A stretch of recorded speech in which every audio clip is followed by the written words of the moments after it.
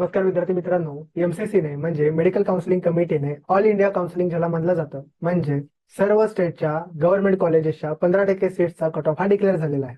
आता हा cut off कोणत्या कोर्सेससाठी आहे तर एमबीबीएस आणि बीडीएस साठीचा.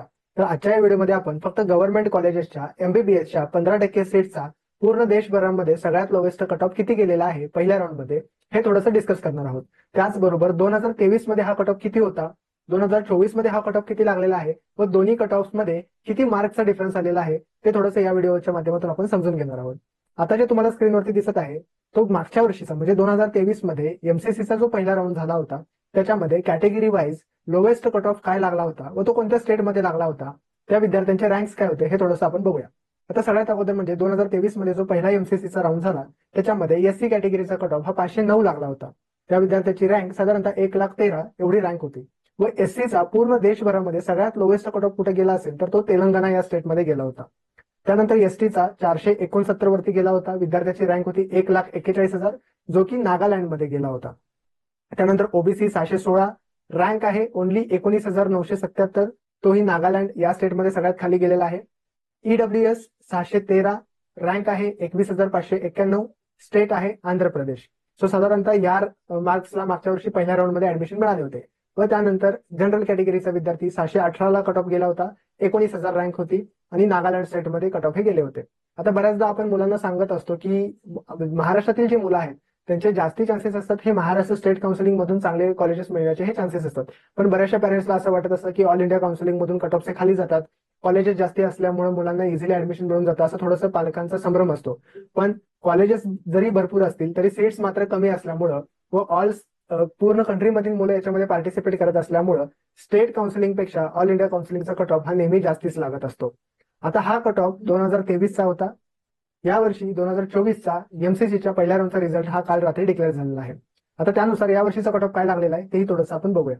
सो एससी कॅटेगरी सगळ्यात लोवेस्ट कट ऑफ लागलेला आहे तो म्हणजे 575, स्टेट आहे मिझोराम.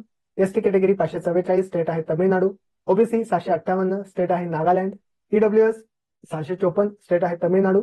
व जनरल किंवा ज्याला आपण ओपन म्हणतो तर त्याचा 660 एवढा कट ऑफ लागलेला आहे, स्टेट आहे नागालँड. आता बरेचसे असे पॅरेंट्स ज्यांना आम्ही सांगत असतो की ऑल इंडिया काउन्सिलिंगचा कट ऑफ हा नेहमी स्टेट काउन्सिलिंग पेक्षा जास्तीच लागत असतो, पण तरीही बऱ्याचशा पॅरेंट्सने ऑल इंडिया काउन्सिलिंगला रजिस्ट्रेशन केले होते.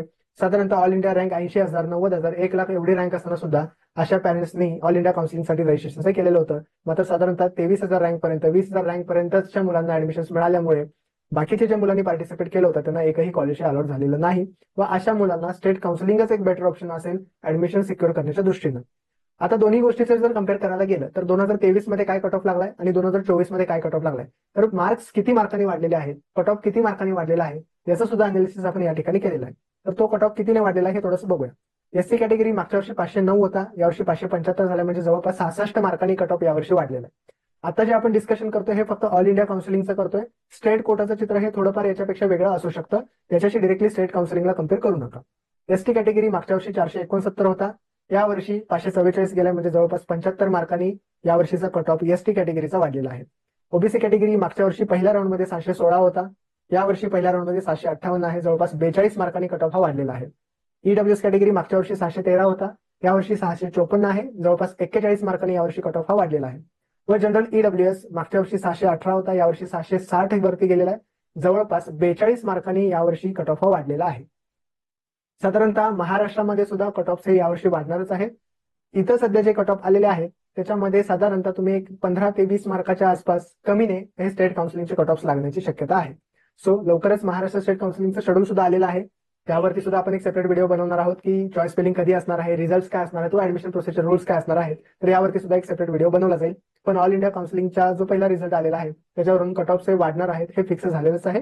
साधारणतः किती वाढू शकतात याचा अंदाज सुद्धा आता आपल्याला आला असेल. अशाच इम्पॉर्टंट अपडेटसाठी आरंभ करेल ॲडवाइजरच्या युट्यूब चॅनलला सबस्क्राईब करा.